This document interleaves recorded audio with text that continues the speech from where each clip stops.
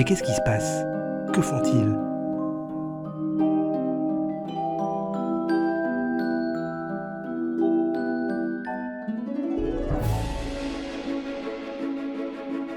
Comment aimer et craindre Dieu, a demandé le Rambam. En contemplant ses œuvres et ses créations extraordinaires, on y verra sa sagesse incommensurable et infinie. À partir du 1er Nissan, le mois de Pessah, de la délivrance et du printemps, on a une mitzvah particulière, Birkat Hailanot. C'est une simple bénédiction à réciter pour vanter la perfection de la nature conçue par Dieu. Savez-vous que l'arbre est constitué en moyenne à 99% de cellules mortes et à seulement 1% de cellules vivantes? L'hiver, tout semble à l'arrêt. Au printemps, la sève remonte dans l'arbre pour l'irriguer en minéraux et nutriments. C'est presque une résurrection. Et cela est extraordinaire. Les bourgeons éclatent, fleurissent et s'épanouissent. Ces fleurs contribuent à la résurrection des insectes qui ont hiberné. Ceux-ci, en échange, pollinisent les arbres pour assurer leur reproduction.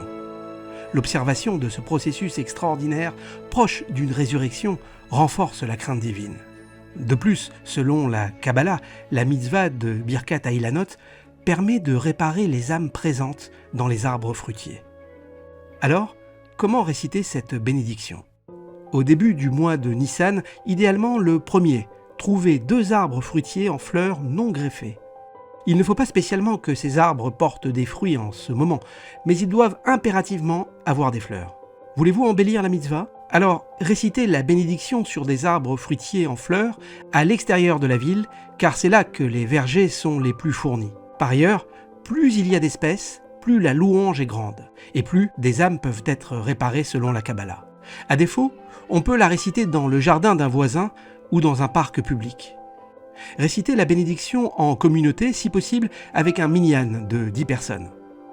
La Birkat Hailanot est une mitzvah pour les hommes comme pour les femmes. Elle ne dépend pas du temps, mais d'un événement, ici, la floraison des arbres fruitiers. C'est pour cela que, dans l'hémisphère sud, en Australie par exemple, on la récite en septembre, dans la période de Rosh Hashanah. Si on n'a pas pu réciter cette bénédiction au mois de Nissan, on peut encore la réciter au mois de Iyar. ברוך אתה אדוני אלוהינו מלך העולם שלא חיסר בעולמו כלום ובראו בריות טובות ואילנות טובות להנות בהם בני אדם.